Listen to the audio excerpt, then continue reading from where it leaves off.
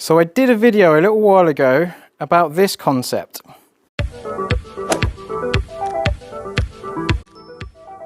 And the concept is, when I release the club to the target, where is that arrow pointing?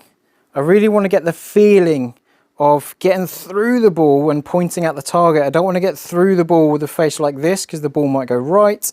And I don't want to get through the ball with too much turn because the ball's going to go left as per that arrow. So I'm really trying to feel like I'm getting this, through the ball there, through the ball there, through the ball there. So I really get the feeling and skill development of getting through the ball and pointing at the target. Now sometimes I come up to this net and I feel like I'm pointing at the target, so I get here and I train that bit. I get through the ball there, through the ball there, through the ball there, with that arrow going at it. Now I've set up a few holes here that I want to play because I want to kind of like use this idea on a windy golf course. I'm at Carnoustie and I've picked a few par threes. And on this one, we've got 18 miles an hour of wind going this way. So this arrow up here going right across. So I'm going to feel like I point that arrow over to the right-hand side of the green. Now the bird's eye view here, there's two bunkers on that right-hand side. I'm going to point at the right bunker over there, so it moves it on the screen. So in terms of what I'm aiming at, there's a black and white line there. I'm going to pick some coloration here. I'm going to pick a bush, and I'm really going to feel like I point at that bush in the distance. And I'm doing this because of the movement of the wind on the hole. So I line up to here. I'm going to do a practice swing where I practice to there. I'm going to point at that bush, and then I go through that point. So I'm feeling like I'm really directing this ball to there.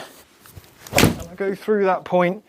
And we get that wind bringing that ball back towards the target. I've used too much club, but I've launched the ball down the right-hand side and then the wind's brought it back. So I'm using that release mechanism to choose where I'm trying to throw it and let the elements do the rest of the work. And then on this hole, it's a par three. I've got the wind going this way, so it's coming into and off the right. So I'm going to point. There's a house in the distance. I'm just picking out markers. There's a little house on the right-hand side here. I'm going to feel like I point at that house with a club that goes further than the yardage that I have. So I'm almost aiming at the back right corner of the green, and I'm going to get through that ball, and I'm going to feel like I point at that section of that back corner of the green. So I feel like I'm pointing at that back right corner, and then I go through that idea. And then again, I set up here, go to that right side of it, feel like I point that arrow to that back right of the green, let the wind do its thing, let the wind bring it back to the middle of the green.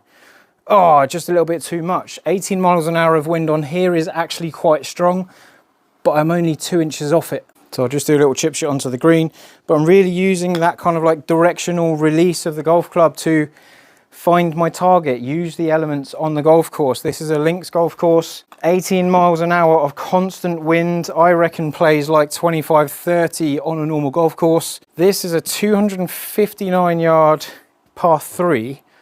Hang on, let me chip one up there. Chip one up there. So that should leave me about 200. So I've got 205 and the wind's coming off the right hand side. I would like a left to right one, that'd be nice, but the wind's coming this way again. Again, this is set up to be quite random, but I've got a building in the background. I've got a window there. I'm going to pick that window. I'm going to point at that window. I'm going to go through that point. Then I'm really going to try and feed my through swing through to that window. And again, just let the wind bring it back to the target. So I'm using that release to find my target. I'm using that release to encourage my movement to something on the golf course. I think this is a brilliant idea in terms of functional play on the course.